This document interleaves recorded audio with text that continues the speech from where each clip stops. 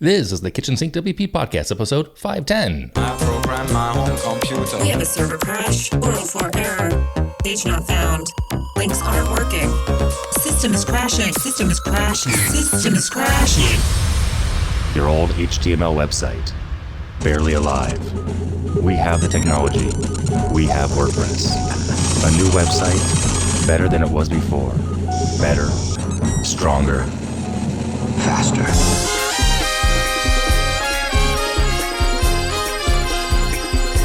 We have the technology.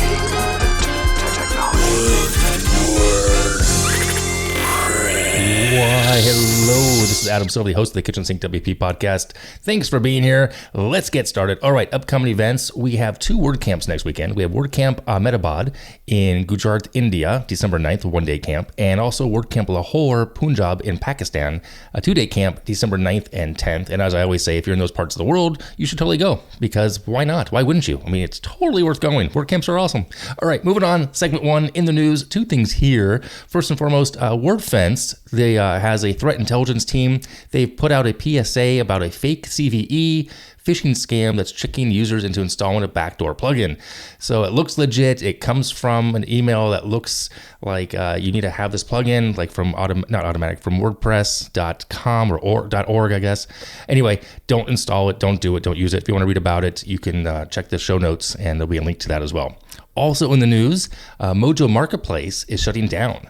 It's been a long time. It's one of the older places where you can pick up themes and plugins, I think, also possibly. I know definitely for themes. So they were acquired by Bluehost, and then Bluehost was acquired and then renamed, et cetera, et cetera. So Mojo Marketplace is shutting down. So interesting news there.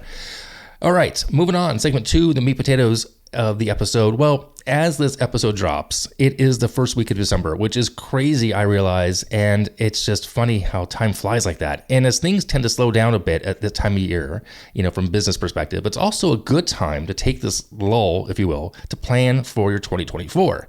And what I mean by that is getting things lined up, to make sure your pipeline has some income coming in the early part of the new year.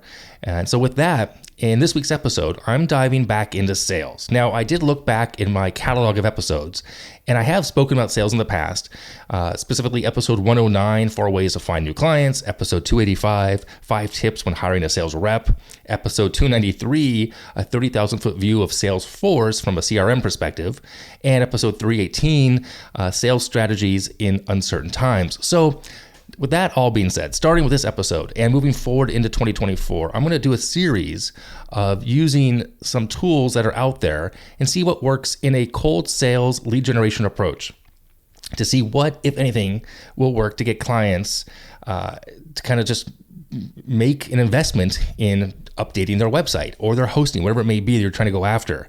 So in this last week, about a week ago, I signed up for LinkedIn Sales Navigator. That's what I'm going to start with. And I'm going to start diving into that in the next 30 days because they have a free trial. And I'm going to report back on how that went.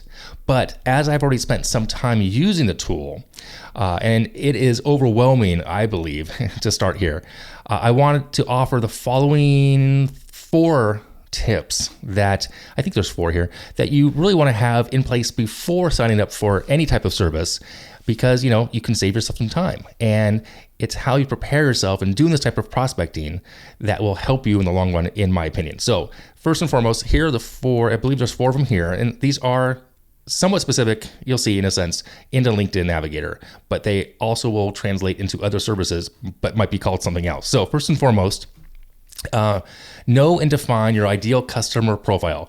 In this case, it's ICP. I keep seeing this online as well. I was Googling it. So ICP is your ideal customer profile. You want to outline the characteristics of your ideal clients, the industry, the company size, the location, specific job roles, maybe how long they've been at that company, what education backgrounds they have, etc. You really want to know this clearly, because if you don't, the results you're going to get could vary to huge numbers, which may not be that ideal because there's a cost with numbers as well in doing lead generation. All right. Number 2, use the advanced search features of the platform in question. Now, in the fact of Sales Navigator or the service, like I said, in the service of question, it helps you narrow down the search based on that ICP. They are tied together in a very strong way. You can include filters for the industry, the company, the job title, and more, location, specific zip codes, etc. So use those advanced search filters in a very smart and diligent and intentional, not diligent, an intentional way. Okay. Third thing you want to keep in mind here is to save your searches, because these tools seem to have quite a lot of options. And if you have a search that you've found relevant with relevant data that came back, you want to save it, because then you can actually get updated information on it. You can do a new search based on it, or you can branch off of it. If you don't save it, you just start over again. Let me tell you, that is a hard lesson to learn. I did this a few times and I didn't save the search results or like the criteria, and then things were just all over the place. That was a painful lesson because I wasted a couple hours there. And then number 4, this is specific right now to LinkedIn Sales Navigator. Use the messaging system they have. They call it InMail. So I'm going to go ahead and try to use that as well to try to reach out to prospects, address their pain points, highlight how I can help them with my web agency services, and provide a solution for them. Okay. Now, as I mentioned, there are plenty of services out there and tools that do this type of prospecting for you, help you with this, right? And I'm going to try out a few as well. I figure I'm going to try 3 to 5 of them, check them out, try them, report back here on the podcast. And ideally, I will settle on something that is worth the expense, because these are not free, or they're not free for very long, 2 weeks, 30 days, that kind of thing.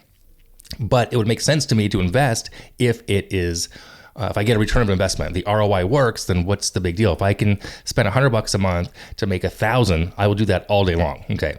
Now, to be totally transparent, though I have some notes on my experience so far with Sales Navigator, as well as a third-party connecting tool, because it doesn't connect currently to my CRM easily, I'm going to hold off a week or two and report back, because I really want to test it more thoroughly, both pieces of this puzzle that I'm trying to work on. And ideally, in about 2 weeks from now, I will have a win and or some do's and don'ts on what I tried and what didn't work, etc. So stay tuned for that. Again, this is going to be an ongoing series, probably 3 to 4 months worth of content here, once a month or so, and we'll go from there. So if you have feedback or you want me to try something on your behalf, a service or a tool in lead generation, by all means, let me know. Just reach out, send me a message on email, Slack, Twitter, LinkedIn, even for that matter. That's fine also. So it's coming. I'm kind of excited about trying this out. I've been thinking about doing this for a long time, and so there you go. Let's try do some lead generation in a cold, not warm way whatsoever. Okay, moving on. Segment 3, tip and tool of the week. This week's tip is a podcast. Actually, it's called In the Making. It's with Teresa. I think it's Teresa Au or Aw. She has conversations with content creators, solopreneurs, industry experts who offer inspiration and insights for combining creativity, community, and business. She's part of the Adobe team, actually. So it's an Adobe sponsored podcast, but it's really good. So they just had finishing up season 1 right now. Check it out. Once again, it's called In the Making, and I think you might enjoy it. All right, moving on. That is it for this week's episode. I'm going to wrap it up here. If you have any questions, go ahead, send it in via email, adam@KitchensinkWP.com, or use that speak pipe function on the website if you want to hear your voice on the show. If you want to support the show, you can become a patron. I would appreciate that. You can also sponsor the show, so form on the website for that. Thanks for listening. See you next week. Now go out and do some awesome things with WordPress. All right, bye-bye.